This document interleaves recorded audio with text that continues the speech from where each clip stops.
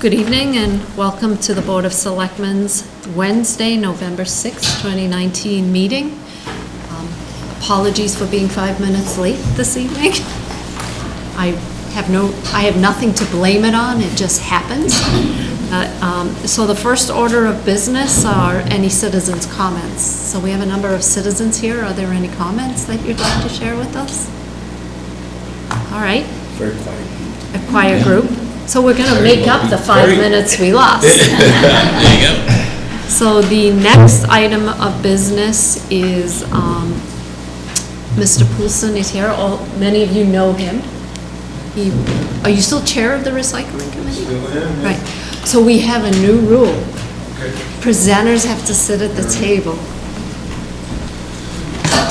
Chris, if you pick the wrong chair, there's a whoopee button. There's a whoopee button. All right, I'll take this one back. Can you hear me? Well, that's why we did this, so that people can hear you. And you're going to present to us your plan for a Draper Road footpath. Sure. I think there might be two orders of business. One is the contract for a grant for the recycling committee, which I don't have to be here for, but I can answer questions if it's helpful. But that's Next agenda. the next agenda, right. One slide, a picture, is worth 1,000 words, I like that. and I thought it might be helpful. And so Oh, very helpful. Thank you. that, for those who are not familiar with Tisdale Drive, there's about 64 residents there. I mean, not residents as in people, but residences as in houses there. About 200 Dover citizens, and you can see at the bottom of that map, Route 109, County Road, which is Dover's eastern flank, if you will. And Tisdale is a kind of a quarter-mile straight shot off of 109, and it's basically landlocked for any bicycles or pedestrians to walk outside of Tisdale. And I've been there 5 years. For the 5 years that I've been there, the lot at the end of that picture, at the end of Tisdale, you can see I have a little red line. That's a footpath. That lot was undeveloped. I believe it wasn't perking for whatever reason. And the residents of Tisdale, it's very heavy in children, by the way. It's probably Dover's most affordable housing.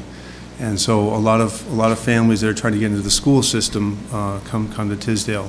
Anyways, for all the time that I've been there, and many years before me, the residents have used that red footpath to get access to Schaffner, and from there on to Draper, and down Draper, and on to Cedar Hill or Saddle Ridge, and all those streets, yeah. And so it's been very convenient for kids on bikes and for adults walking pets and so on and so on. Anyways, that lot was developed in the last 6 months. It's now has a nice big mound for the septic system, and $1 million house to go with it, and it's no longer traversable for the residents. And so somebody sent me that GIS map and pointed out that the town of Dover owns a lot, which is the one there going down to Draper, actually, inside that box. And in talking to my next-door neighbor who was there from the start of Tisdale, that originally was put in to allow fire truck access, was part of the arrangement, a second alternative access to Tisdale for fire trucks. And the town owns it, and it's been unused. And so I went to the, basically it's between the 4th and 5th house on Draper Lane. It's wooded on, it's fully wooded, it's wooded on both sides. In fact, I noticed as I was driving here today, the driveways that I did there for the two lots, actually, both those driveways go to the other side of the lot, away from the footpath we're proposing. So there's literally at least 100, maybe 200 feet of woods between the two driveways where that footpath we're hoping would be approved to go through. And so I went to the town assessor's office, I think it was Deb Gobbs was her name, and she checked and didn't see any restrictions or reasons why the residents couldn't make clear a footpath through that town-owned property. She suggested I check with the selectmen. Robin, I contacted Robin. She suggested I talk with Chris. Chris had done some some research, and I think, Chris, your findings were, I don't want to, you're here, so you can speak for yourself. Yeah, no, absolutely. So it's a town-owned parcel, there's no restrictions on it. So it's, it's really a board's decision if, if it's okay to have people traverse and walk the parcel. No necessarily concerns as it relates to doing that, yeah. I didn't mention it, but 109, that stretch of 109, the cars, the speed limit is 40 on there, and the cars are often doing 50, and there's no berm, there's no sidewalk, so it's really, your life is in peril, actually, just trying to get over to Draper or to get out off that stretch by foot. So the request is whether the residents can just clear a little brush and work a little footpath through there down to Draper Road. So I certainly think it's a really good idea, and it makes a lot of sense. I know how traffic has increased a lot. The only question I have, and so this was originally set up as a fire access road? Correct. With this, did anybody check with the fire department? I did. Okay, Spoke with the police and the fire department. Okay. And there were no issues or concerns or the usage of it. As Chris mentioned tonight, the parcel's overgrown, so I So- don't think a truck has been down there in quite some time, if ever, so, but no concern. It's my understanding that an alternative arrangement was ultimately made, and so the septic systems in the Tisdale property there are a certain distance away from the buildings, so that trucks actually have under the grass or some secured ground to make passage around, and the town never actually had to use that lot for the intended reason. and all you intend to do is just clear some brush? Yeah, and- like, you And know- then people walking are just gonna keep it clear? Yeah. So similar to some of the access points to Noanet? All around the town, there's Right. similar access points. We just didn't want to presume, and we just didn't want to do it. We just thought we would ask. Well, I'm certainly Yeah, supportive it of it. sounds like all the bases have been Right, covered, yeah. Yeah. Right. That's a great idea. Okay? I know somebody who likes to clear brush. Robin. She has a new tractor. She's terrific. She'd be happy to help you. Right, Madam Chair? Any more suggestions? So do we need an official Do we need motion? an official motion, or? Doesn't say so. It wouldn't hurt if you just want to kind of Okay. officially bless it. All right. It doesn't need to be anything official other than that you agree with the idea and the usage. Okay. And you'll So- allow mountain bikes? I think it's foot traffic and Yeah. bikes walked through it, I guess I would recommend. At somebody your own clear. risk. At your own risk. So then I make a motion to allow that a footpath be cleared from Tisdale to Draper Road. Second. All in favor? Aye. Awesome. Thank you. Fantastic. Thank you for Okay. bringing this to our attention. And Did you want to? Yeah, sorry. so then, Okay. we'll just go to the second item of business, which is the grant. Sure. Don't move. Okay. We haven't buzzed yet. Painless so far, right, I Chris? left a note at the recycling committee table that if I'm not there at 7, I'll be by any minute. So this is for us to execute the recycling dividend program contract? Yep, we received funds from the state for being a community that, has proven to implement practices that promote recycling. So it's a great award, and just wanted to bring it before the board for your approval, so we can sign that, execute it, and have the funds available for Chris and the recycling committee to use, and defer to Chris through the chair if you so desire, to perhaps speak a little bit more Ed, about. would you like to give some Only- background on Only that? just add that it's similar to the same grant that we've received for the past 3 or 4 years, and that the selectmen have approved the same contract. We're accountable to the state to report how we spend the money, that it's in compliance with the terms and conditions. We built the furniture shed that's at the transfer station with the last 2 rounds of funds. The electronic sign we paid for with one of the rounds of funds, and the intent actually with this round is to expand the Mary's Swap Shop, almost double the footprint, and actually get it doesn't involve the funding, but to get professional volunteer roster going there to help maintain the swap shop, so it's stocked and organized and whatnot. Great. Great. All right, so then Thank you. I move to accept the Mass DEP protections, the Mass DEP's Recycling Dividend Program Award in the amount of $3,850. Second. All in favor? Bye. Aye. Thank you very much, and thank you to the Thank you. Recycling Committee. Thank you very much. 15 minutes to get there. Okay. We want to have a text when you get there so we know Yeah. everything's Right. working. Great job, Chris. Thank you. They're all softened up for you.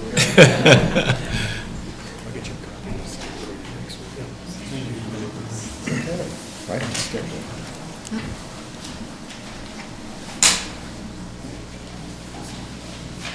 So the next item of business is the Dover Sherborne High School, Dover Sherborne Global Citizenship Program fundraiser. So if you don't mind squishing together, it just makes it easier for the audience to hear, so. And it would be great if you all introduced yourselves. I assume you're the faculty member too? Nice to meet you. Mind if I take a picture of them? Sure. Not at all. Come right here. Come stand up Yeah, right you here. did it Just- right. Yeah, good shot. I had a couple of handouts. So first of all, you guys need to introduce yourselves, course. okay? So, hello, everybody. We are from the Dover Sherborne High School, the Global Citizenship Program, which is a certificate program that we need to apply to. And my name is John Zavers. I'm one of the officers. And would you like to? My name is Michael Braithwaite. I am also one of the officers. I'm Rebecca Perrine, and I'm also one of the officers. So our club is a nonprofit at the high school, and we promote cultural differences, and we usually hold an annual fundraiser. Yes. And so the global charity we're choosing this year is the Africa Exchange Project. And they're currently working on some projects to improve access to clean water, education, and healthcare. And how we were connected with this organization was a couple of teachers from the Pomerini High School in Tanzania came and visited Dover Sherborne High School last year. And they told us about this new project they had where they were building a high school science lab. And us being a global citizenship-based program, we were very eager to help. So, with your approval, this year for our fundraiser, we're hoping to to host a 5K. It's You're not most gonna likely. make us run in it, right? Oh, Only if you wish. if you wish, of course. I'd pay extra. Definitely. Be well worth it. Yeah, it's probably going to be around 100 runners participating. We'd probably cap it at 200 if there are even going to be that many to sign up. And it would so it'd be the morning of March 29th, 2020, and it would take place on the following roads: Donnelly, Grand Hill, Fox Run, Morningside, and Partridge Hill. We've already gotten initial approval from Chief McGowan, but Okay. we would like yours as well. Okay. That's a little hilly over there, isn't it? Yeah. Very nice. Same route That's going as to be a tough triathlon. 5K. Yes, we're Same, trying yeah. to mimic the triathlon. That'd be perfect. Yeah. And you're not using the track that, they have that nice path, I guess it's a track. Yeah, it's a little boring. It is? Okay. Well, That's a good idea. right, I certainly support that, especially if we don't have to run. It's awesome.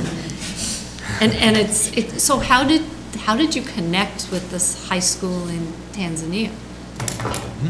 Yeah, so I can answer that. So it's the African Exchange Project, and I believe I didn't meet the teacher. I know some of our advisors did, and maybe you guys can speak a little bit more about it. But all that I know was he came to our high school, and I believe there's a branch of the program in Framingham. It's or- run from there, so It's run from- the Okay. Africa Exchange Project started, and it's in Framingham, it's Framingham based. So they brought these teachers in to sort of view what the American school systems were like. We toured them, and they explained the situation, and so the students have chosen to make them the primary receivers of our fundraisers. You guys still have the exchange program, student exchange? We do the China Exchange. Right. Exchange. Yes, that's a predominant one. Not 100% to Africa yet, unfortunately. That'd be cool. That would be great. Yeah, that was my next question. I was going to ask if it was a reciprocal program. I guess not. So you haven't gone to look at their schools, because that would be very interesting. Very rushed. Right. Was it a DSCF grant that brought the teachers in, or that paid for the No, this is exchange? from the Africa Exchange Project, so, and I don't know exactly how, was it, another student Lancaster, Logan Lancaster. His father's on the board for that program, and so he's a DS student, and that's how it was connected. That's great. So how much money are you hoping to raise? Well, we did fundraisers last year, and we raised both. We've done this fundraiser the last 2 years. And both times we raised over $1,000. Wow. It was not 5K, that was. Yes, Yes. two dance nights. So we want to change it up, maybe do a little 5K, do some running, still keep the physical movement theme, but yeah, so we're hoping to reach that and surpass the goal as well. That's great. Well, Congratulations. I certainly support it. Absolutely. I think it's a great idea. Any comments, Mr. Springer? I think it's You don't have to terrific. run, so you're good. I was thinking, it's March, so Right. Yeah. Be careful, he sprinter. walks really fast with the stick. And You I have want a to stick. stay away. We haven't figured out what the stick's for, but he actually does have a stick in his hand. Balance. I Very don't know. large stick. Witch doctor? We're not sure. Right. But he That's does. terrific. It's great. All right, so- Congratulations. So then I'll spare these people, and then you can come take the picture. Right. So, so I move to approve the Dover Sherborne Global Citizenship Program 5K race fundraiser to be held on Saturday, March the 28th, 2020, with a rain date. March 29th. With, it says with a rain date of Sunday. Oh, that was in the original. If you look at the one we handed out, I think we talked Okay. to the police chief, he thought Sunday might be a better day. 'cause Okay. there'd be less traffic, so. it was gonna Okay, be so I'll just do it for the Sunday, March 29th, rain or shine. Rain or shine. Seconded. All in favor? Aye. All right. When do we get to sign up? When do we get to put pledges down, or if we wanted somebody if we wanted to raise some money? When's that? The kids would design the t-shirts and have sponsorships on the back so that people can donate with Oh. their to run, and then that way. That's a great idea. Nice job, guys. Yeah, Very, good very job. nice job. Really Yeah. appreciate it. Picture, come Yeah, just come around. Thank you. Proud mom moment. All right, guys, your parents would be so proud of you. Ready? Thumbs up. Thank you. Thank you so much. Thank you. Yeah. Colleges are gonna like that picture too. Now Are you it's back guys for running? homework. Yeah. Yes. yeah. Oh, You yeah. guys look like, Thank you so much, Ruthie. Yeah, Thank thanks. you. Good night. Thank you. Well done. We got, Get Mr. Chris. Bork, get Mr. O'Hagan, Oh yeah. tell him, I'm Mr. Borg right now. yeah, tell T. Bork, Mr. Jeffrey says it's a must. And Mr. O'Hagan, Okay. I will. I'll tell him that. yeah, that's part of the deal. Okay. Wonderful. Thank you so much. Okay, Thank thank you. yeah. So the next item of business is to approve the Park and Recreation revolving fund. We're waiting for, no, they were out there. Yep. We have a new setup? I see. Yep. Somebody needs to take the middle seats on. Right. And Chris isn't planning on staying. He hasn't even taken his jacket off. We're meeting. Well, not if we ask a lot of questions. One piece of paper. All right, Right. so It's to approve the Park and Recreation fiscal year 20 revolving fund. We do this every year. Yep. And I think we ask the same questions every year, but, when you only look at things annually, you forget. it So, happens much more Right. frequently. So- So Mark, you're up? yeah, Mark is, Yeah, so this is our fiscal 20, it'll be our beginning balances, and every year we come before the board, These are all of our, we have programs on the top part, operations on the bottom. Couple highlights, we've added, the commission added this year, Channing Pond maintenance. So that's one thing we've looked at to maintain Channing Pond. So we've got what a is hydro rake. what is that? So hydro raking, it's really just taking literally a large barge with a rake, and it rakes the organic matter. So right now what's happening is the organic matter is getting to the surface of Channing Pond. Seen that. So we're looking just to get it back to its actual depth. So we're not, dredging would make it so if it's 5 feet, you actually make it 6 or 7 feet. Right. Hydro raking just gets it back to 5 feet or whatever Okay. that. So it pulls up all the. Yeah, so it'll pull it up, and they'll just put it onto the shore, and then we would take it out. But yeah, so it's just the organic matter that has been there over the time. But now we see it a lot, especially over the winter.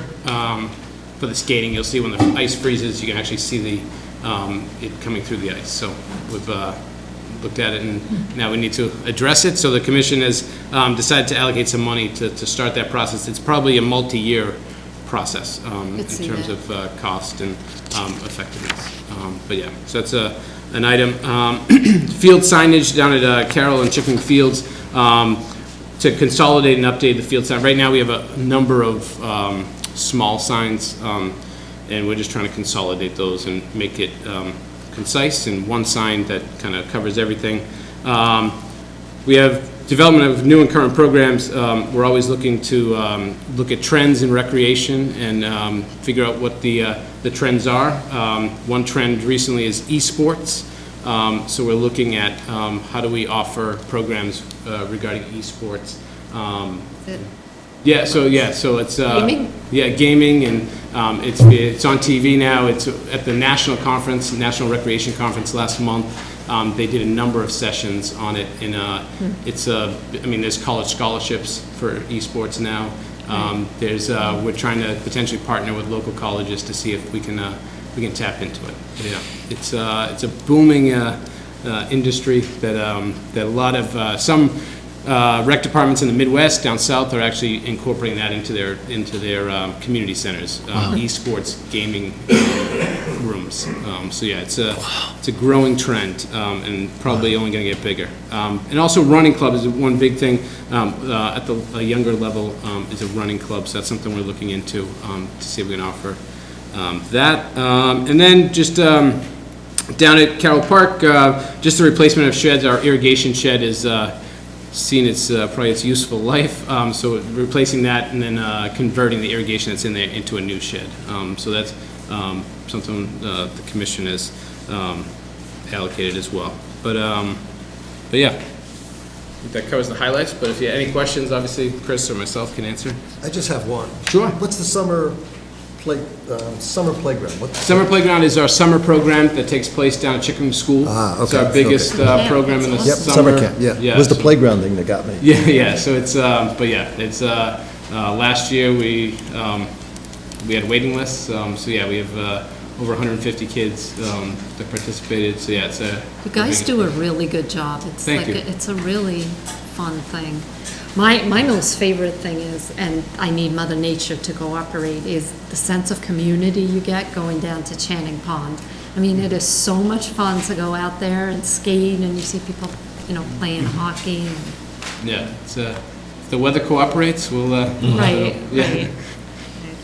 It will cooperate. It's just a matter of When? how many weeks. Right. Do you get the last 3 weeks of January? 2 years ago, I want to say that you had 6 weeks of skating. It was a long time. Some years we can do it. Last year we didn't have as many. It depends on snow. If we get a lot of snowfall one time, trying to get it cleared off. But yeah, if the weather cooperates, you can get a good stretch. But yeah, last year was a little warmer, so it didn't. I do have an idea for a new program. Take it or leave it. We love ideas. Curling.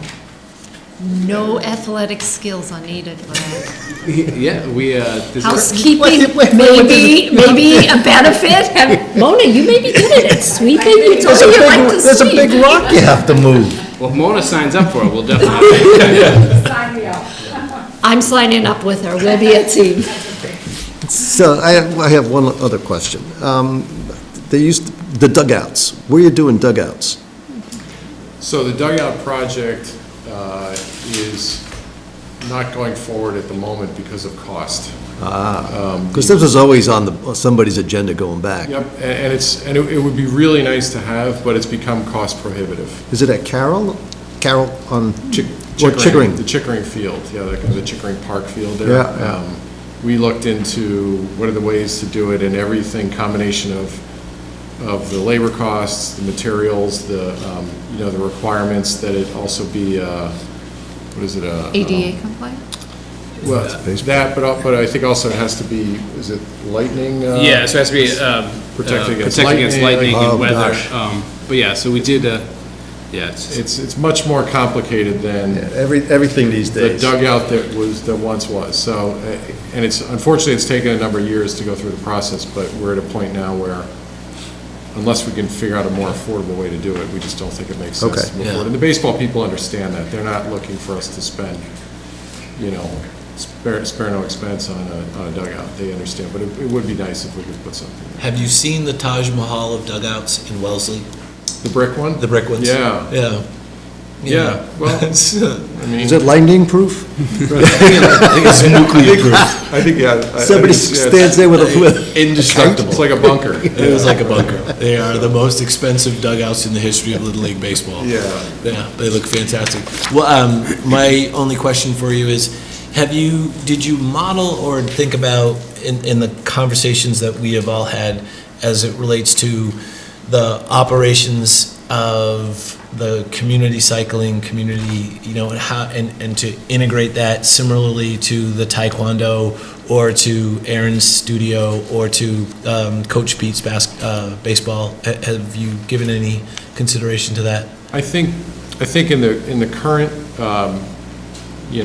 phase of development of the Carroll building, as we're looking to go forward, I think those are the kind of needs that we need to understand if that's a need that we should provide as part of the Park and Rec, responsibility in that building. So the answer could be yes, the answer could be something like that in a shared space. Like, those are the kind of things we have to figure out. I know one of the things related to dance is there are other people who have asked for a dance studio. So right. Does the future Carroll Dance Studio become more general access? Similarly with the cycle, are these things that Park and Rec could control the availability of, and then it's more open. And then if you want to run a class in there, you could run a class at a certain time. If you want to use it on your own, you could use it. So I think we just have to kind of see what are the assets that are going to be required for the recreation programs that we want to have in whatever that space becomes. But that's the problem right now, is it's kind of like, how do we plan that until we know what the building is going to be? Yep. Yeah, and of course, the impact of what a renovation would be like on the existing footprint versus a take it down, build something new on the existing campus, what percentage of the campus and so forth. So I know it's going to be a very fluid discussion over the next couple of years as you assess all these things operationally. I'm sure it'll be part of the conversation, whether it's through outside parties or whether it's through us, or as it pertains to the project manager that will be handling a lot of the process going forward. So, thanks for including all the things that you have in the list. It's pretty extensive, and I know that there's from preschoolers to our seniors that are using the facility every day. So, thanks. Thanks for all of it. Would you accept a motion to approve this? Right, I just think a reminder for those people that this happens once a year. The funds that are being spent are funds that you bring in through your program, and a revolving fund has a $10,000 balance. So all of these are Self-funded. Are self-funded. Yep. So with that, I will accept your motion. I move to approve the Park and Recreation fiscal 2020 revolving fund in the amount of $487,407.18, sir. Second. All in favor? Aye. Thank you very much. Thanks, guys. Thank you. And let Mona and I know when curling starts. Perfect. All right.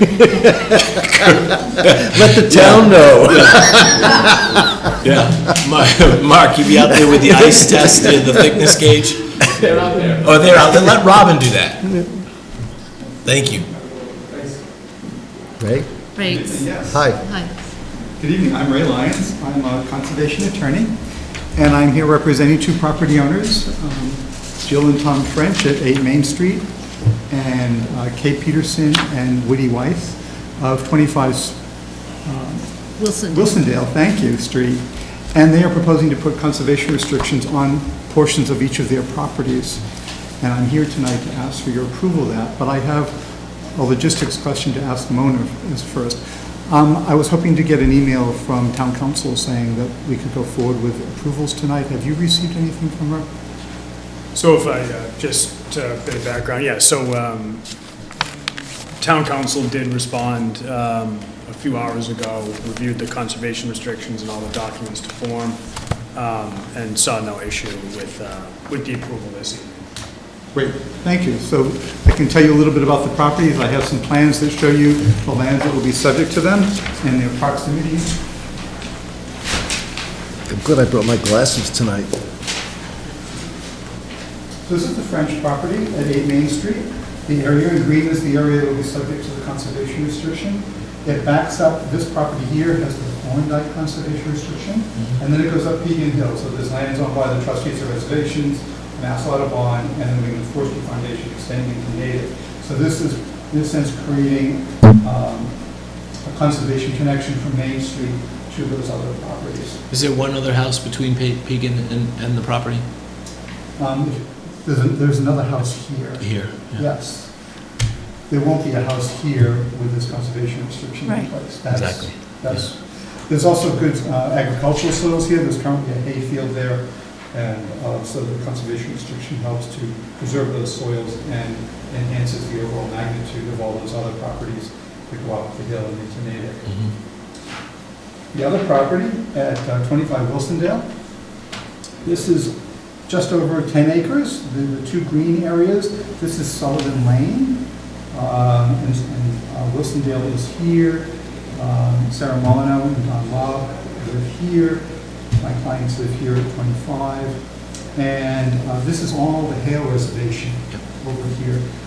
I was at the Dover Land Trust annual meeting last week, and Eric Anderson, the executive director, was giving a presentation, and he made it sound like perhaps this property here was actually the initial part of the Hale Reservation. It's expanded through Dover and into Westwood from there.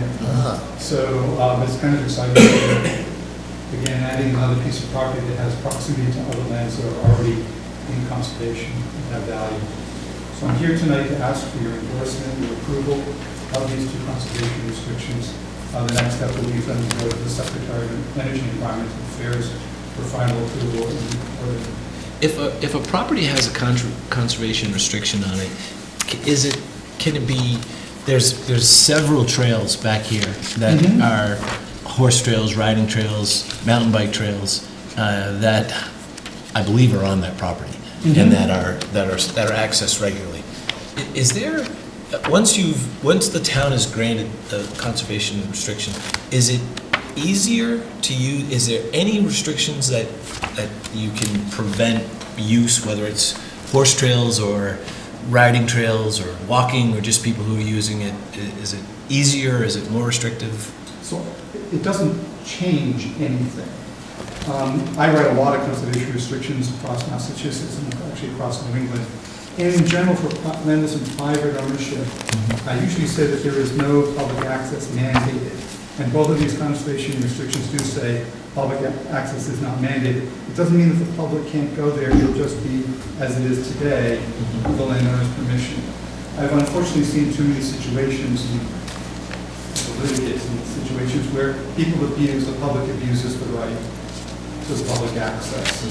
And if the land is owned by the town or the state, the police, there's other ways of enforcing what should happen and not happen. But when it's on private property, my practice has been that it's generally better to not allow public access, to not mandate public access.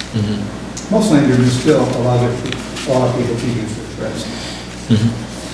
There's access through a trust that's actually, that the selectmen appoint trustees of, just up the road here. And then there's an access point right at the end of here, Sullivan Lane. Mhm. It's a beautiful property. Yes, agreed. There's an old trail that's actually shown on this plan here that goes from Wilsondale Road into the Hale Reservation. Yeah, and the power lines are right here, Yes. right about maybe somewhere down here. And there's a pond right about here. It's, I think you've been there, John. Yes. I've never been there. you've never been there. You probably won't. So these are the conservation restrictions. I put your signature pages on the top. And if you have any questions, I'm glad to answer them. If not, I would really appreciate your approval of the signature. Do you have any questions? I know, it seems reasonably straightforward. So, as is our practice, the Open Space Committee has looked into this, and it's their recommendation to us that we approve these two When we do conservation restrictions. when we do grant the conservation restrictions, does that also give the town the first refusal? No, that would be that would be a tax. Right. That would be chapter 61, 61A or 61. That's a tax classification. classification. Program. That gives the town the right of first refusal if there's a change in use. I see. But, and this, your conservation restriction does not offer that, it's strictly the conservation restriction? That's correct. And So is it there prohibits development, in right? perpetuity? Correct. These are in perpetuity, so there'll be no development on these properties that are protected in perpetuity. The difference, a significant difference, one is a tax program, one is a conservation program. And these are in perpetuity. People who put their land in chapter, it's great that they put their land in chapter. It reduces their taxes significantly, which helps them to keep it in forestry and agriculture. But on any given year or a 10-year period, depending on which one they're in, they can take their land out of chapter and they could sell it to a developer.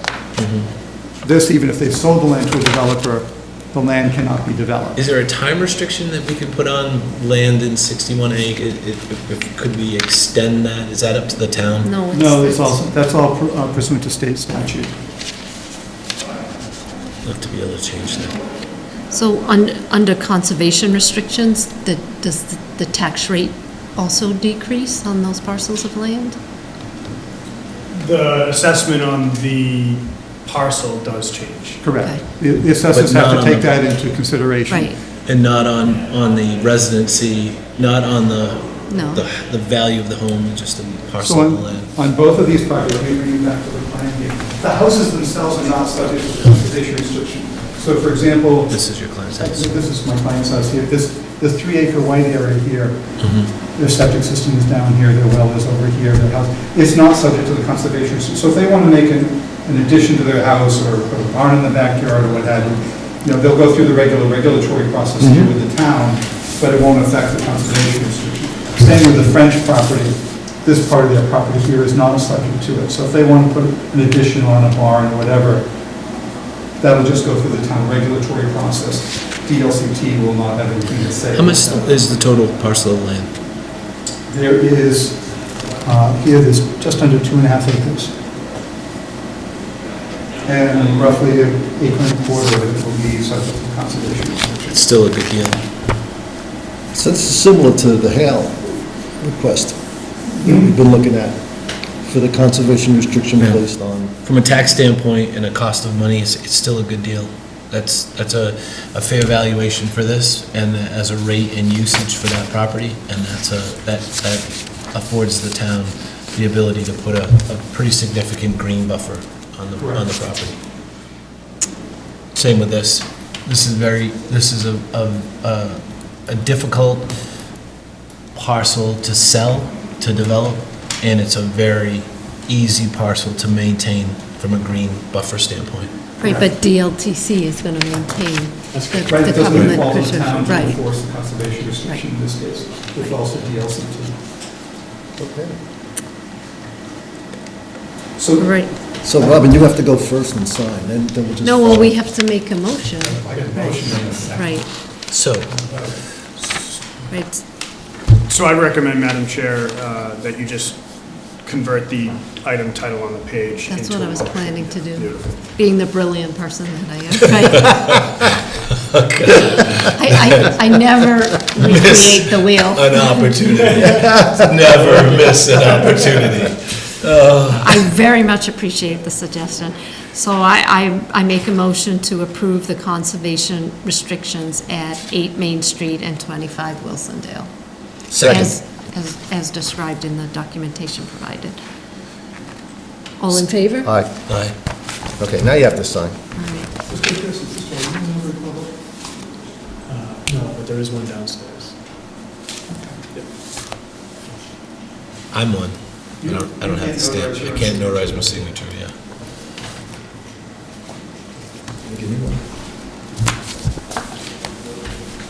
I am one, I could notarize, but I'm notarizing several other pages, so if there's a little variety in the notarization. Mona, are you?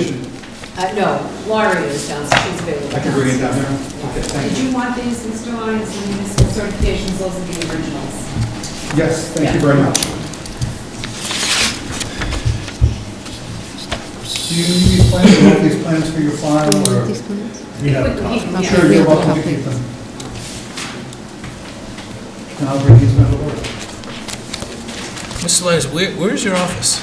I'm in the town harbor. Thank you. So then Carol, Thank you. Carol? right, so the next item of business. Thank you very much. Thank you. Good night, thank you. The next item of business we have is the Carroll Community Center next steps, and then to vote the Carroll Community Building Committee charge. Thank you, Madam Chair. Just following up on last week's meeting, Selectman Springett and I got together at the board's direction to update the owner's project manager selection process to include some of the desires that were expressed by the board last meeting. So that is included in here for your review. Additionally, there is a draft charge that could be used to create the building committee for the project moving forward. So both under consideration this evening. Only thing need a vote on is the charge if you wish to vote this evening. But I'd defer to Selectman Spring if there's any additional points that you'd like to make on No, this. I mean, again, the only question that I've run into on this is the choice of the word, whether we're asking for the building committee to submit proposals or recommendations. And we've gone back and forth on it. I'm not sure it's a critical issue, but I just wanted to ask you guys if you have. So what's troubling you about either option?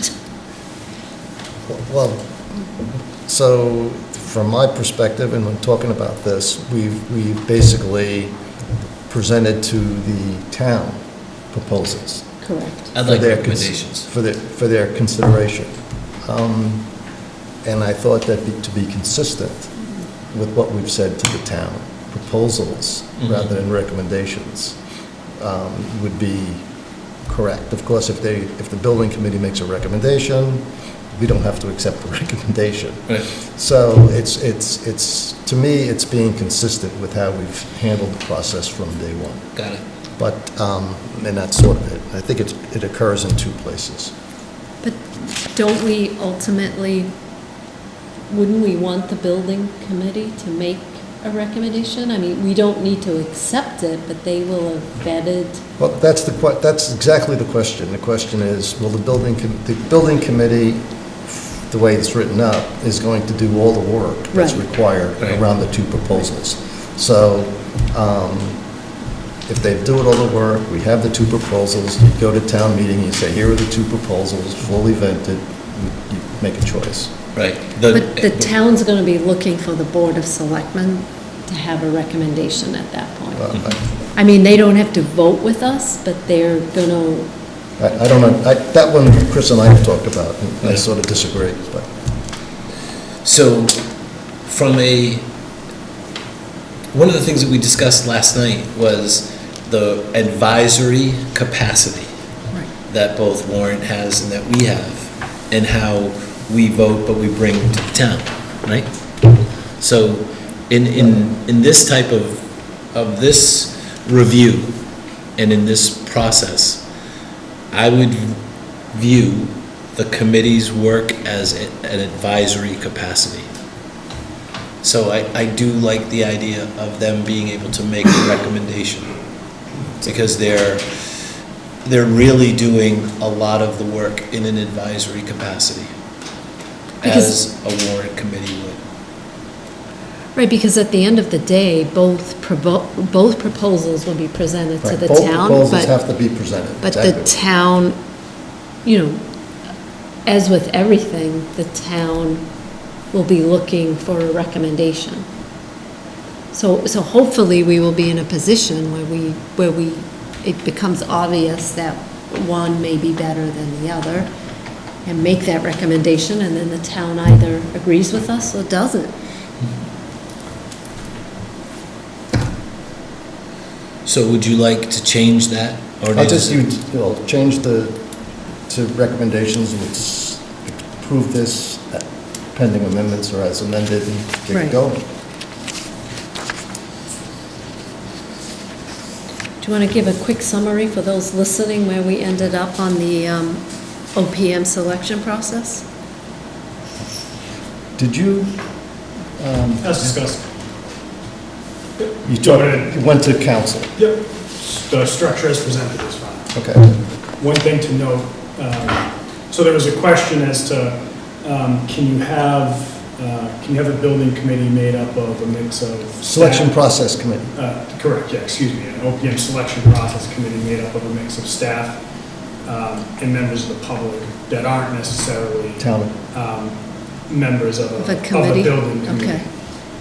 And so the answer is, yes, it's permissible. However, all of our deliberation, discussion, everything that we do needs to be handled as a public meeting. Yep. So all the discussion, Yep. deliberation needs to be posted in Yep. advance, and minutes drafted, Yep. and act very much like a meeting this evening. Yeah, yeah, I think John, last week, I thought John made some of those points very clear. So, we had someone come in John come in at the last meeting, Right. and talking about what options we had as a board to select an owner's project manager for the Carroll project. One approach was for the board to do that using the town administrator as a lead person. And the other way was a more traditional way by having the building committee appointed and have the building committee, as part of their charge, do the owner's project manager selection. We discussed which would be the quicker way to sort of get this process underway, and I think we concluded that the board, through the town administrator and some other selected people who would be appointed, would take on the responsibilities of doing the owner's project manager selection. And then subsequently, we would have the opportunity then to, since we've just approved the building committee charge, to advertise in the way to the town to approve or have people who have an interest in working on that committee to apply and be interviewed. So I think, based on some of the experiences we've had in the past, that tends to be about a month, maybe a little bit longer. And so, with any luck, the owner's project manager, which is a critical requirement, state law, would be moving along. And if we get the response we expect for people to participate in the project, they should come back together probably closer to the beginning of year 2020. I've no issue with that, and, the members of the committee are very well qualified to make this selection. We're okay? I think Yeah. this is the best of both worlds. Right. I think it gives us, It was really Yeah. enlightening to listen to John. and right. have that come through. You good? I am, so then I move to approve the Community Center Building Committee charge and as amended, and composition dated November 3rd, 2019. Seconded. All in favor? Aye. Aye. So there are a couple of typos on the draft of the 11.3 for the selection process. There are some of the plurals ought to be singular. And so the other question, so there are two word choices. In number 2, the officials determine the project scope. And down at the bottom in number 8, I think it should read, the officials submit their final ranking of candidates. Okay. So the question on determine the project scope versus something like review, since all the work has been done, I don't know if that's a critical thing or not. This isn't an official document that we need a Oh, it's not? As No. the chief Oh, okay, procurement all right. officer for the town, we can just move forward. This is more of just a guide. Oh, okay, Yeah. okay, good. Then I can make those grammatical I'll errors. finalize it, file it away. Yeah. All right, good, sorry about that. No. All right, Then we're good. then we're good. We're good. Thank you. Oh, so just the last point, I'll use the building committee charge as part of the outreach to the community.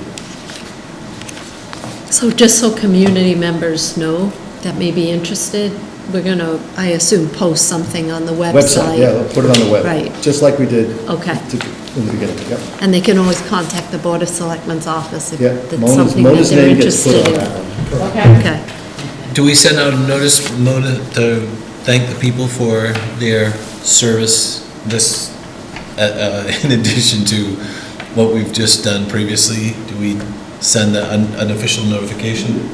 So, yep, Mona drafted letters to the prior building committee that are in the folder for the board Right. to sign. We That was signed done. them. That was Oh, done. That's what we yeah. signed tonight. Well, you were drinking coffee in your office, we took care of that. Perfect. So the next item of business is an update on the fiscal year 20 goals. And I think it's a 2-month update, right? Correct, yep. Yeah, I couldn't remember if it was 2 or 3. I thought 3. And just as a reminder to everybody in the audience, the Board of Selectmen worked with the town administrator and the staff to come up with fiscal year 20 goals. And this is our first update. I know that staff has been working very hard putting some of these programs in place. When are you ready, Chris? Did you make sure you pick colors that go well with the pink background? It's important. Rick, is there a light that? Excuse me? Over there.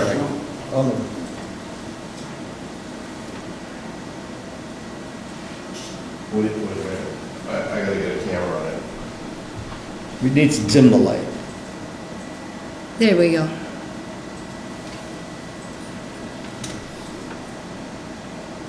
A little more, maybe. Yeah, maybe a little bit, yeah. Well, the other one we can't do because of the TV. Yeah, so the ones we can control. But it should are register if we, That looks okay. Yeah, that looks yeah, we'll be good.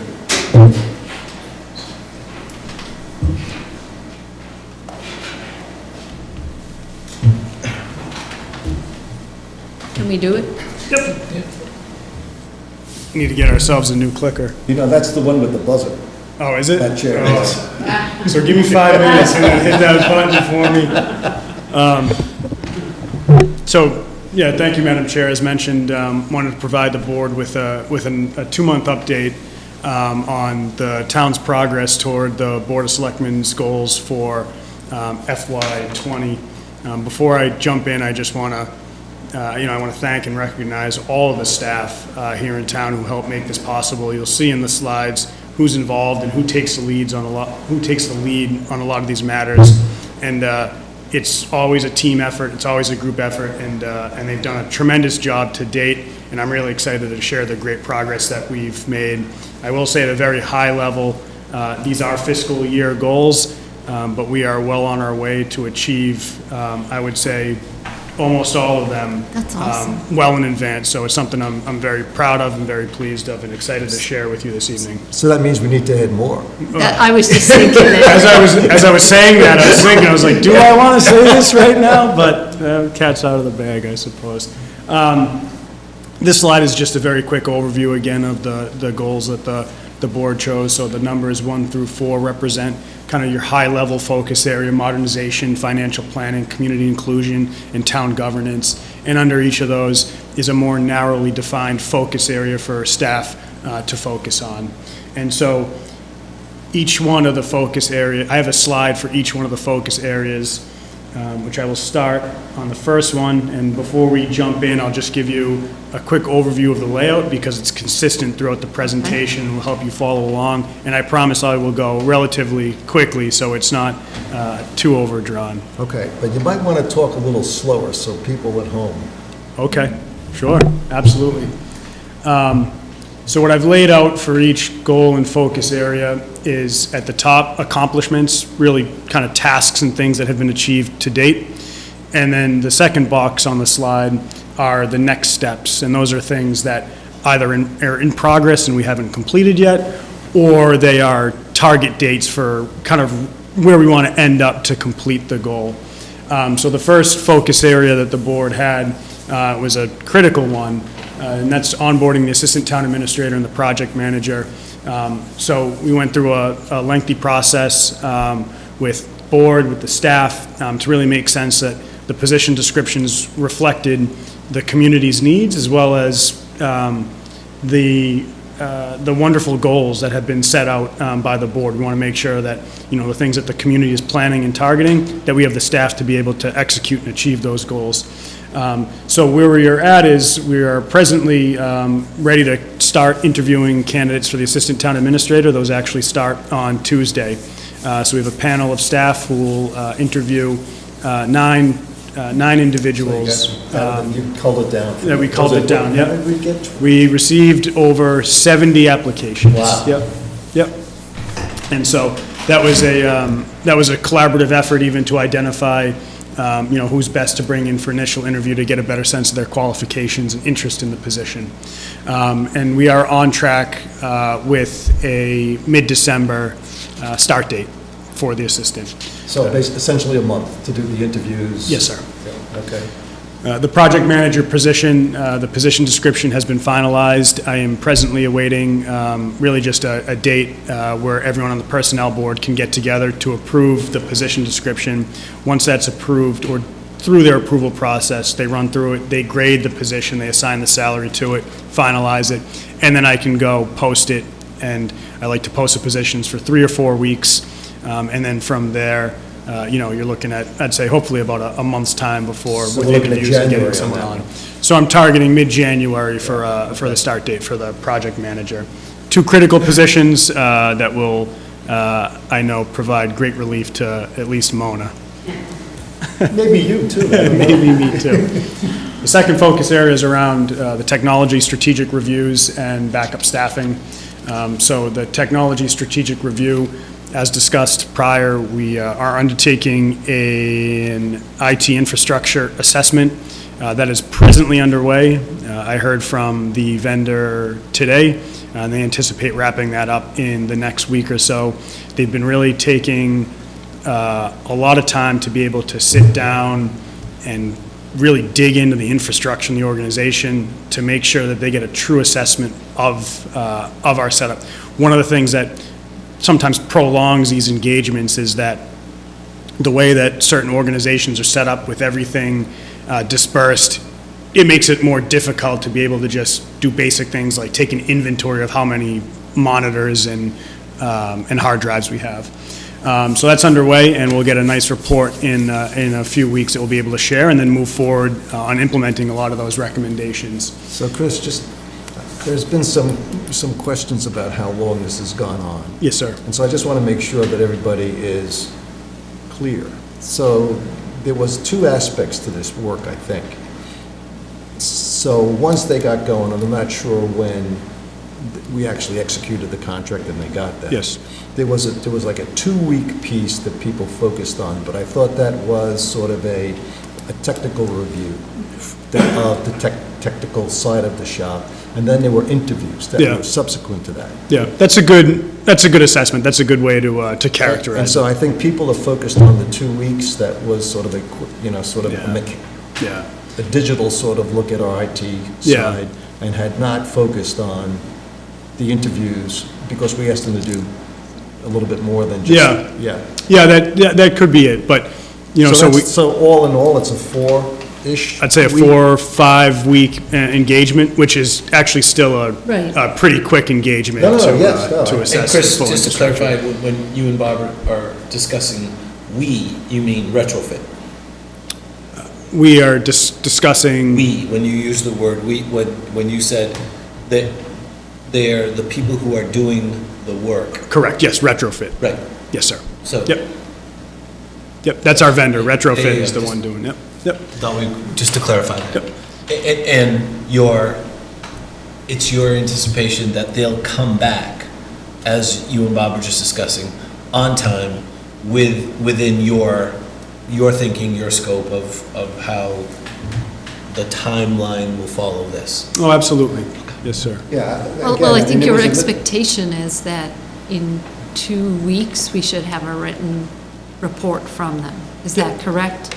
So typically how 2 to this. 3 weeks? 2 to 3 weeks. Typically how the engagement works is they'll share a draft of what they've done that with me. That allows me to get a sense of what they've done, ensure that it actually meets the scope of work that was included in the contract that we executed, really discuss any points, and then we can go through the process of presenting it and have conversations of the final report. Yes? So if everything goes according to Hoyle, then at the TAB meeting of the 26th, I think it's the 26th, this would be an item. That may It That may be Cutting quick. it close. That may be But quick. at the very least, it would have an update. Yes. Right. Oh, absolutely. We'll have Absolutely. one, there's a meeting the 12th, but it sounds like you. You may have a draft report. Yeah. Yes. Which would be good. Yep. Can I Again, just make one other point of clarification that is related but not in line with this? Sure. Retrofit, the trucks that were here for the past 3 I days thought it was are the not the same IT development team that's working on this. Did I you drove notice- by and I saw 3 trucks that said retrofit and I pulled in. Yeah, I did the same thing. If these guys are working on our IT, I gotta meet them. There's 3 big trucks. Okay, 3 let me- trucks might be cause for concern. Yeah. And there, so retrofit that's working here is actually doing the installation of insulation and removal of insulation. Yes, sir. Wow, terrific. Part of our green communities. Very professional of you to have found the Same vendors that name. have the same name, so we can Let keep the- it all Consistency, simple. right? Yeah, Let exactly. the Simplicity. record show if they could have the time to pull in here, they have too much time on their hands. Okay, all right. Oh, she had to throw us both under the bus in one sentence. Imagine that. We were actually doing it for her. Yeah. To make sure that everything That was I done. understood. Exactly. That retrofit. Imagine that. Just no good deed, right? And so the next big piece of this focus area is, it's listed as backup staffing, but I've listed it out here under the next steps. And that's really to finalize the scope of work and engage with what they refer to as IT managed services. And what this does is provides a nimble, flexible resource and level of support to the organization, to small organizations, frankly, without having to spend $150,000, $200,000 for one IT professional who's on site all the time. So this is a type of engagement where we're able to use them to help support implementation of projects. We're able to use them for vacation coverage if our IT staff member happens to be out of the office.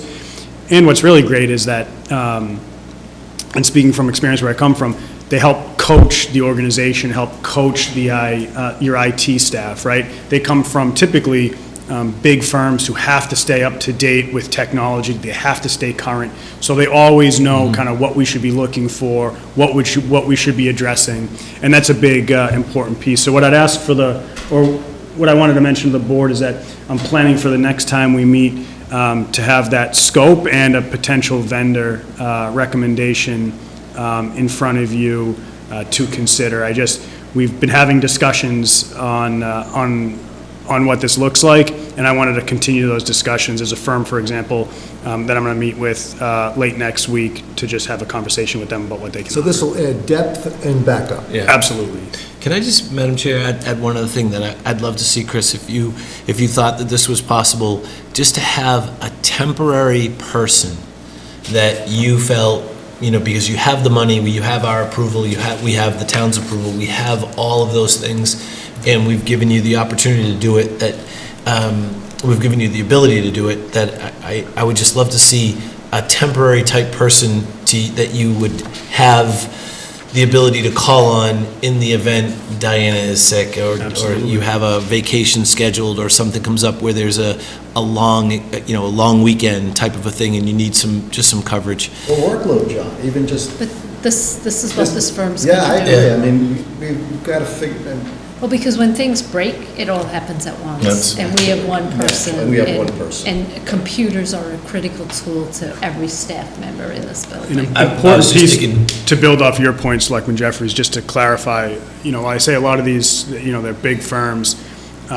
In my experience, what they'll do is they'll assign you're assigned with one staffer as part of that firm. So there's consistency throughout. They get to know the organization. They get to know people. Yeah. They have an intimate knowledge, and they're not rotating through someone new every week, which is a great benefit that we want. That sounds like a cool thing to do. Yeah, great. So I have one, before you flip, I have Yes, sir. just one question. So you guys remember when we did the presentation to town, there were two critical pieces that we sort of identified. One is this work that Chris has walked us through. The other is what I keep calling the sort of the workflow re-engineering step. And that, at some point, we need to. Well, we have always said there are a lot of things that need to get done, and we can't do them all in 1 year. So, I thought that was, we would use the report. It's complement to the IT review. Well, I think some of the process review we're doing is which we started, and I'm not sure when that's starting, but with the finance team, where the Department of Revenue is going to come in here and look at the way we're set up. And remember, we discussed that was a priority. Yeah. You're saying to get a report on the things that we've identified, the things that they'll identify, to cross-reference, if you will, or crosswalk those things to fast-track the ones that they can move on quickly. Yeah.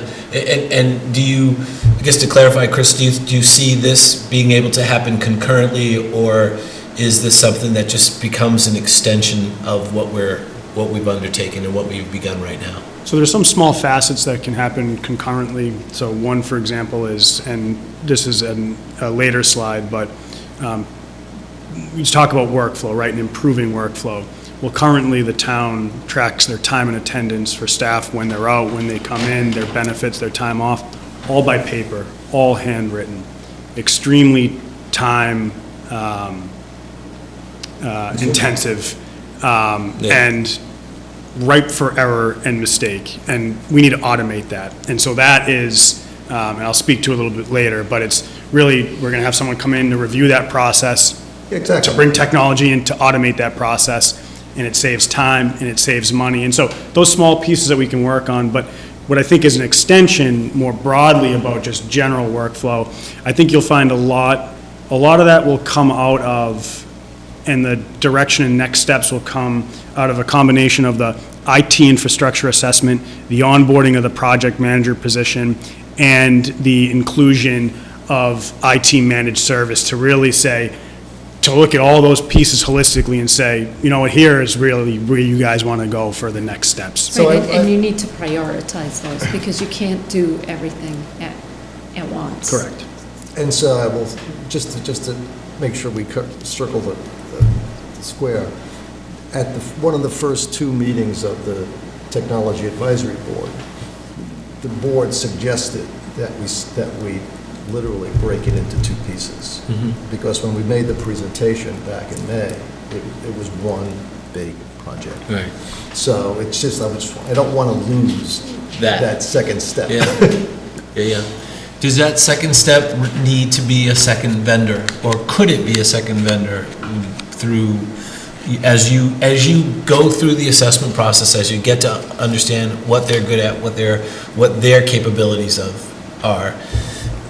Do we have the flexibility? I think it's my feeling, let me rephrase this, it's my feeling that we have the flexibility, therefore we can give you the flexibility if you felt necessary to hire a second vendor to do that. Flexibility is there, yes, sir. Awesome, thank you. Sorry. Oh, no, it's all important, Bob's important fault. topics, yep. Definitely Bob's fault. So the next area in modernization is rolling out of a revamped website. So this has been a project that got its start during a transition period of during a transition period where a lot of staff were transitioning out, a lot of staff were transitioning in, and through the tab and through others, we've taken now some time, a step back to kind of holistically take a look at what do we want out of our website and what functionality do we want, and really to just take a really in-depth look as to what a new website should look like. It shouldn't just necessarily be copy and paste the existing website onto a new platform. There should be more thought that's put into that. Everything from user-centric design to what individuals want and regularly look for on their website. And so we're undertaking that review process now. And Well, you brought people in. we've brought people in, and so I've put a couple of target dates. But sometimes these things take time, and I certainly am cognizant of some of the shortcomings of our existing website, and would like to move rapidly on this, as I know the board and many others do as well.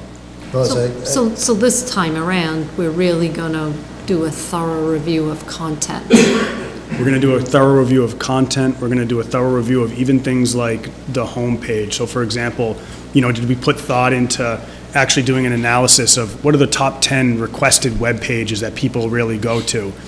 And are we want to bring those pages to the forefront. We don't want those buried where someone from the public has to click 5 times to find it, because after a click or two, they're going to lose interest, right? And they're not going to be able to find it. So, a lot of that evaluation, a lot of those processes, it takes a lot of time to be able to do that. But I'm confident that the time that's spent now is going to be well worth the effort in the end. And I will just make a plug here that we have gone out and applied for a state grant in the amount of $50,000. We haven't received it, but with the support of our legislative delegation to fund just our general work as it relates to website and communicating via the web with the public. So it'll be a pretty broad-based award if we get it, which will really help us bolster these efforts. So the only thing I would add is that we're not trying to reinvent the wheel.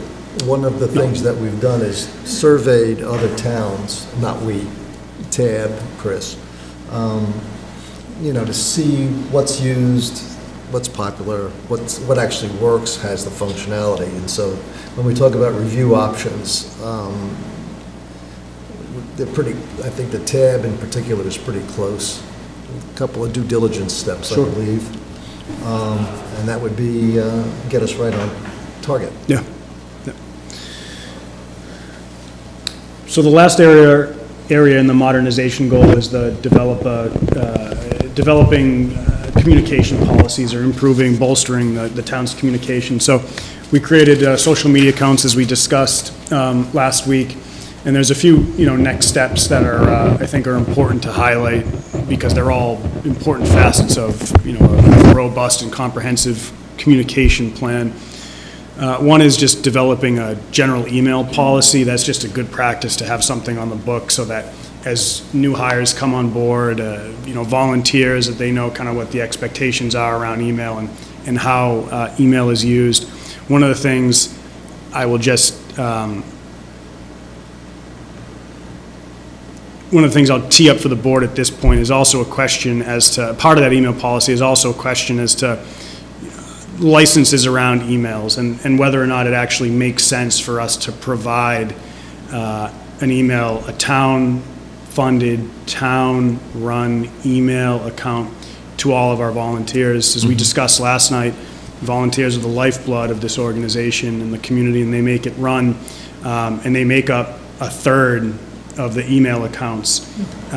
We did a quick analysis, and about 50% of those accounts haven't been accessed since we rolled out email to everybody.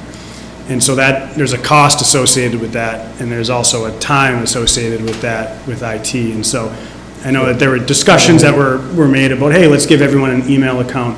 But that's also, part of this can also be a conversation of, well, how do other communities do it? Maybe not everyone, maybe they don't use the account because they're very comfortable using their personal account. And there's nothing illegal or wrong about doing that. And so maybe there's just a way that we can retweak that to make it better for everyone. The other piece is, leverage the new website's automatic notification capabilities. So that's warnings and alerts. Warnings and alerts. And you sign up for them? And you sign up. And one of the other things Push is... email. Push email, yep. One of the great things about those is that there's typically a page where people can go and it shows employment opportunities, Board of Selectmen minutes, events in town, and individuals can actually choose what they want to subscribe to. And then when Board of Selectmen agenda gets posted to the website, for example, boom, the individuals are automatically emailed with that. They expressed interest and they automatically get it, which is a great thing. It prevents you from having to keep listservs and email people and attach things. It's a really great thing. And then people are getting information that they're interested in. Correct. And they request it. Correct. Yep. And then the last piece, and I have this really slated for the assistant town We've had administrator. it set up for certain projects. Oh, it was you could get project, yes, that's right, it was push emails. project, it was Like project when we were specific. doing 48 Springdale, Yeah, if okay. you wanted to get updates, Okay. you put your name Sorry, on a Chris. list. And the last piece, and as I mentioned this, I'm going to have the assistant really focus on this. This is one of their core projects when they arrive, is really to just kind of look across the spectrum here of what we're using, what we aren't using, and kind of tie everything together so that it's cohesive. And that'll be a really great thing to have.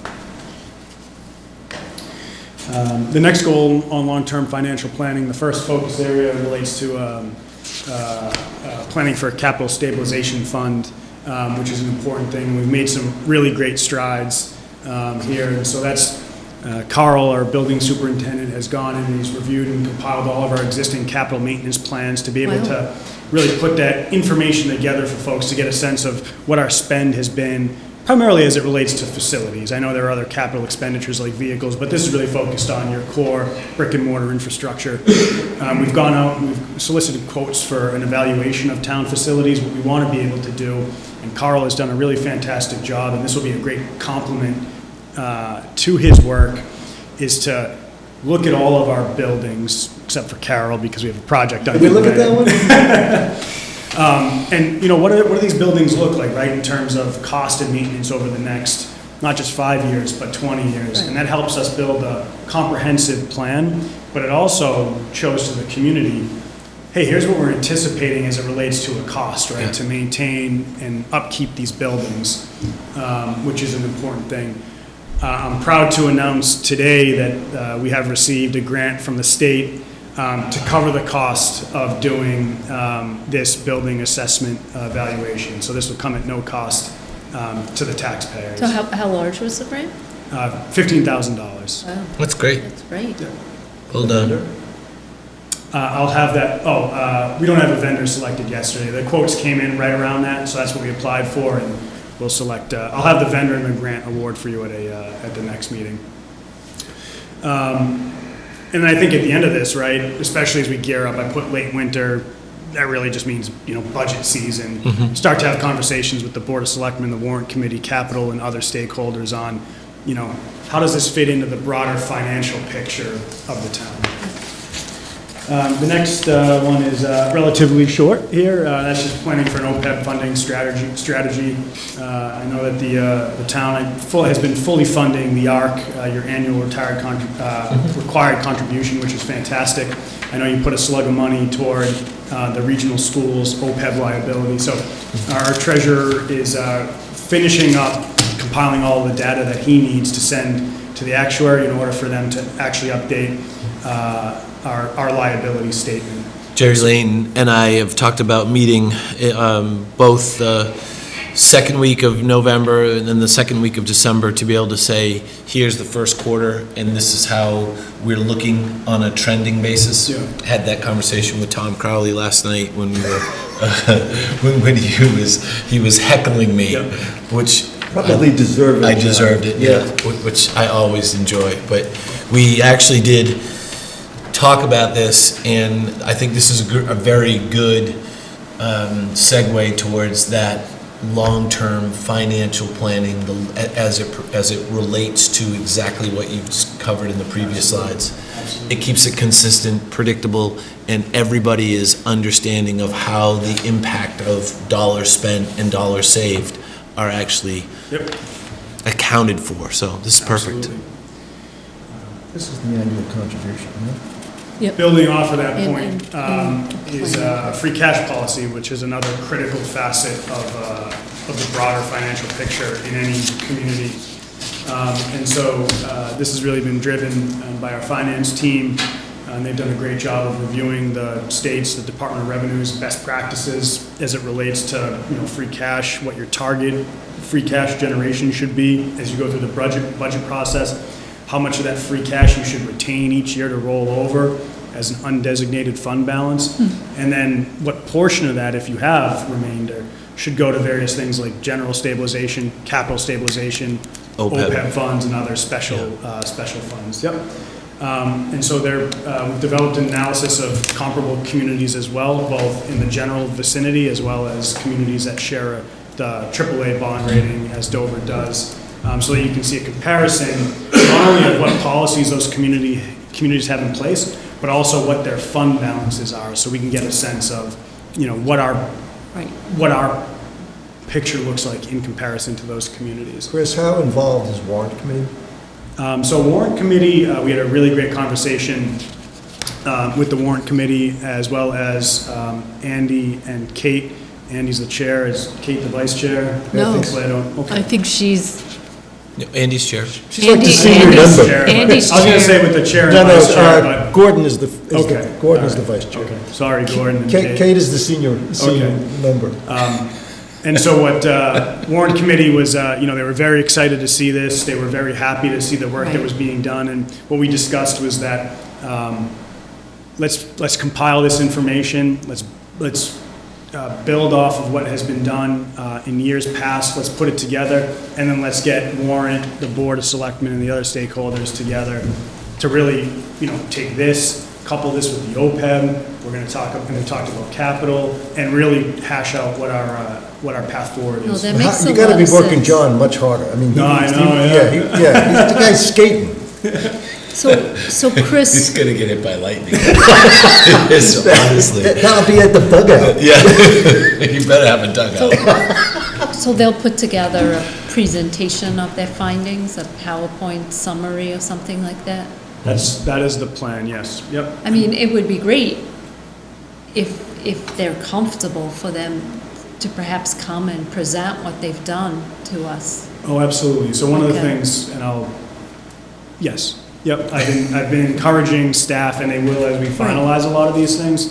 As I mentioned from the outset, this is a team here, none of us Right. getting this work done individually, and, they should be proud of it, and I encourage them to Right. come before the board moving forward to be able to share their results. That'd be great. Yeah, I think Yes. that would be wonderful. Yeah, yesterday, Melanson, our accounting firm, was here with Kathy in this room, and Yeah, I saw that. I saw the stuff. yeah, one of the things that we discussed, we just had a quick, a quick meet and greet. Yeah. And that was just laying the groundwork for that type of presentation, just as Robin discussed. Yeah, So they would be absolutely, they'll absolutely be prepared to do that, so.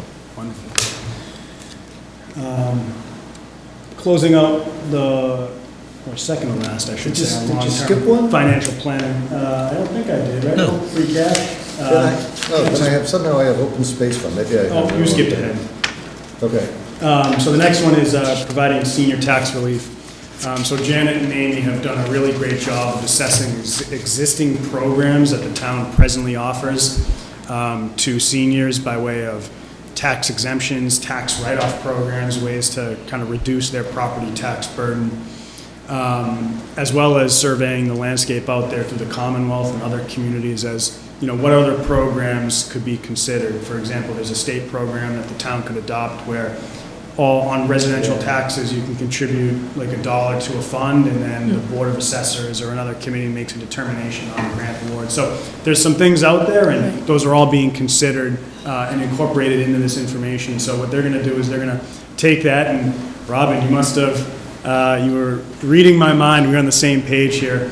They're going to come before you. I'm targeting early next month to be able to present, here's what the town offers, here's what we could offer, and have conversations about what makes sense moving forward. Additionally, what's really great is the team is going to develop informational materials for the public so that it can be at the kiosks out here, it can be on the website. Just a really quick one-pager on, here are all the tax programs that are currently offered by the town, which is really The COA is having a series of lunches Yeah. between now and Christmas time. It would be great if you could go and Yeah. talk to Janet and talk to the seniors about this. Absolutely. I mean, it would be a Absolutely. really good thing to do.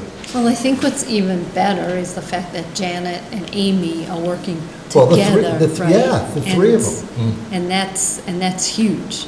But I mean, it getting emphasizes. getting the information sooner rather than later out to the senior population would, I think, would be a great Oh, start. absolutely. Yeah. But it means, Janet, who's really the direct liaison with many of the seniors, she's having input into this. She has firsthand knowledge of it, yeah. which is huge. So this Yeah. way, the information, I think, gets disseminated much more Yeah. effectively.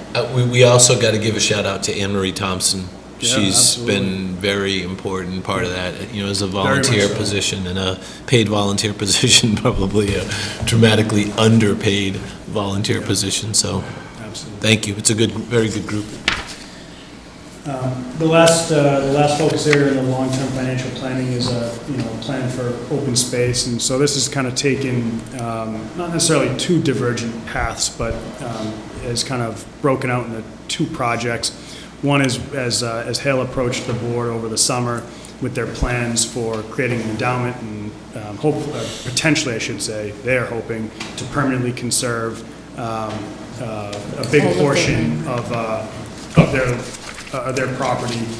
So we've created a task force made up of representatives from the various boards and committees here in town, as well as members of the public, to work with Hale to understand that proposal, vet it, and then make a presentation to the Board of Selectmen on whether or not this is something that makes sense for the town moving forward. Concurrently, we worked very closely with the Open Space Committee and Amy to identify a lead for broader open space needs. And Amy, it was a great conversation where she helped me understand all of the great work that the Open Space Committee is currently undertaking, and that they really want to continue to undertake. And so I would say for the larger kind of open space fund and open space needs, that'll continue to primarily be driven by the Open Space Committee, but in partnership very much with the Board of Selectmen and the Warrant Committee and other stakeholders in the community. And so from a staff perspective, I need to continue to work closely with Amy to be able to kind of develop some of these recommendations and help, share and disseminate this information. Citizens' number one priority, Yep. or maybe two, but one or two. All right, we're almost there. We got a few left. The community inclusion goal, respond to citizen issues in a timely manner. This is of the utmost importance, in my opinion, is to ensure that we're providing, residents and businesses with absolutely great customer service. And so one of the things that we did initially was talk to folks and issue just general guidance. One of the easiest things that we could do is you know, we're a very, there's not a lot of staff here, right? It's a small Flat- organization, right? flat- We're a flat organization, and there's organization. not a lot of folks that work here, and so it's not atypical where you have a one-person department and, hey, people take vacation and sometimes they get sick and buildings or an office is closed down, so. They also have to take restroom breaks. And they also have to take rest, very important. So we've asked folks to, at minimum, have a sign at least on their door to notify when they'll be out in advance of their schedule so people can anticipate that, as well as make sure that they're putting out of offices up on their email so that Oh, if that's a they're great getting idea, emails, right. that they know that you're out and list out there who they should contact in your absence so that they can help get things answered. So that's just Basic but effective. that's right, absolutely. And then the next steps are really critical, and, as we discussed as we were shaping the assistant town administrator position, this is really going to be kind of their wheelhouse on communications and customer service.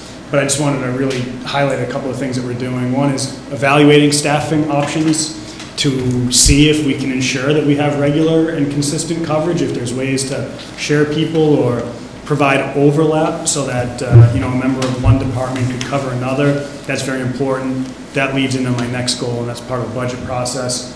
The other is back to the new website. In addition to pushing information out, these websites have capabilities where they can actually communicate and make requests via the website.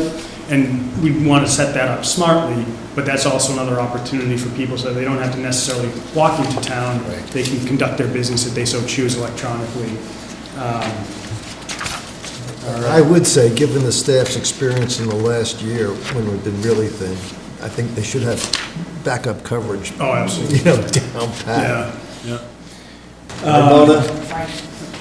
And then the last goal, and my second to last slide here is reviewing the town's operational structure.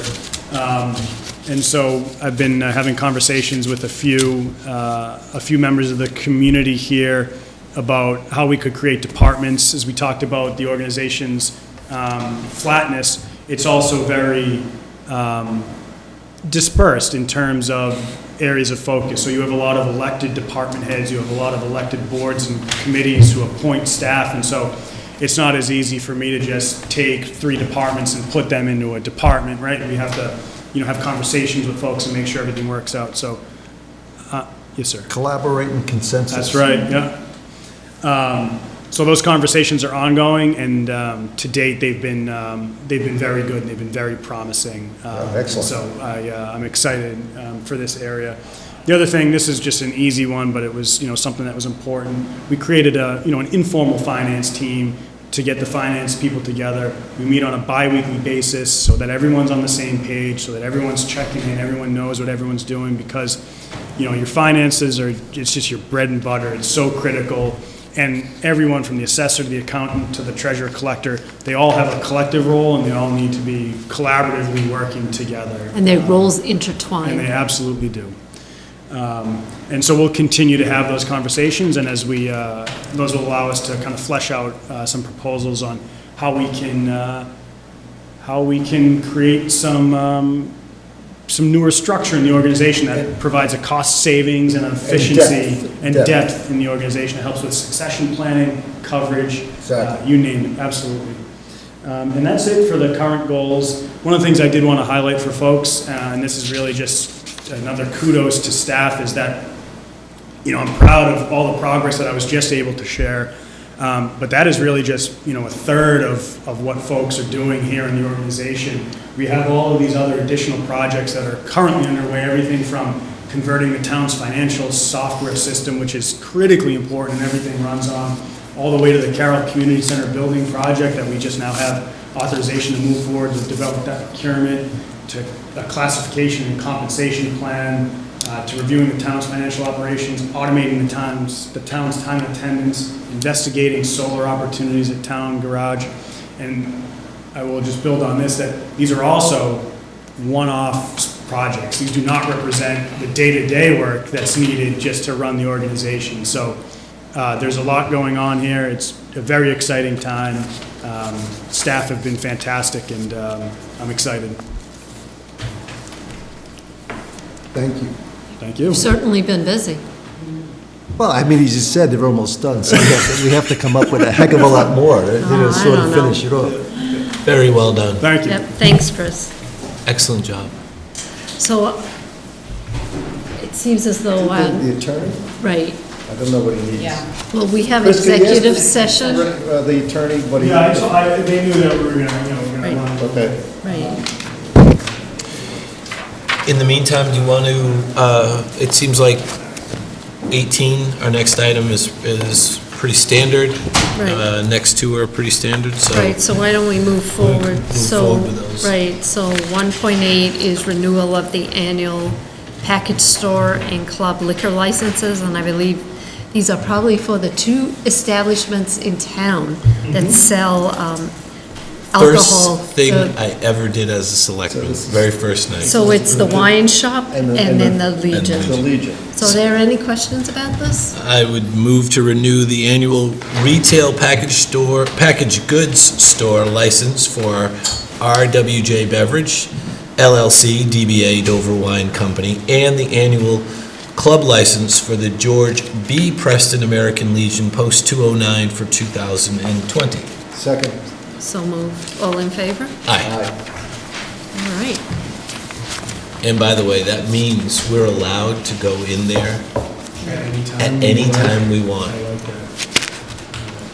All right, not so really the next item Like to on think business is to the approval of the 2019 town report. This Board is of just- Selectmen memorandum, we do this annually. And it's to let town departments know and committees, it's time to update the annual report. There's a template. All of us should know this by now, but I guarantee you, the committee sends reminders to almost 80% of the individuals. I move to approve the annual letter from the Board of Selectmen regarding the 2019 town report. Second. All in favor? Aye. All right. And then the next item of business is selectmen updates, and I really don't have much. We've Carol, sort we of talked covered, about. we've covered everything. We covered Carol. I will say the selectmen did attend a Dover community 101. activity at the St. Dunstan's Church. It was Dover 101, and it was a lot of fun. We were a little nervous about not being prepared, but I think at the end of the day, the format worked well. It was a conversation, which was really what you could hope for. I think it was very well received. Chris stepped in for Jim Rapetti and did an awesome job because he could not be there. Hope I represented him well. You Right. did, very well. And, you know, I think it just goes to show that there probably is interest for a Citizens Academy, and we can leverage off of Yeah, what we did. It's a good thing to do. Right. It's a fun thing to do. Right. So I think we owe Sean and Grant Stevens a thanks and for putting it together. Right. For George. Grant. Yeah, that's what I said, Grant. I'm not sure. Well, Grant Did you and say- George Grant and George. and the social committee that had And the the social snacks committee, yes. available for us. Did you So- partake in those snacks? I Ms. did, those Hunter? chocolate chip cookies were good. So the only thing, I mean, that's all fine. The only thing I think we should do is either probably add tab going forward. I wouldn't, as an update item. Well, You could do it either as part of your update, or we could just, because they meet every 2 weeks. Yeah.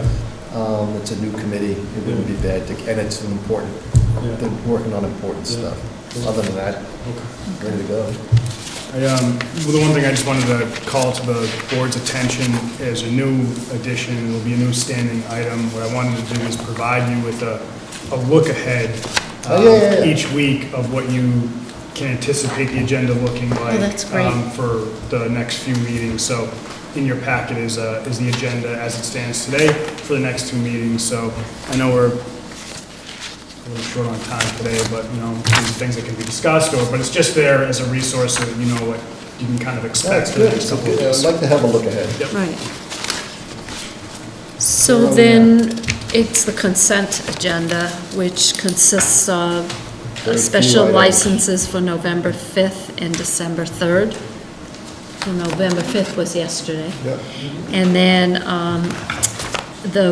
a vote for closing at noon on Christmas and New Year's Eve, which I think is a great thing. Yep. So, Wanna move? so I move to approve the consent agenda as presented. Second. All in favor? Aye. Aye. All right, and then the last item of business is for us to adjourn the meeting, but prior to doing that, we're going to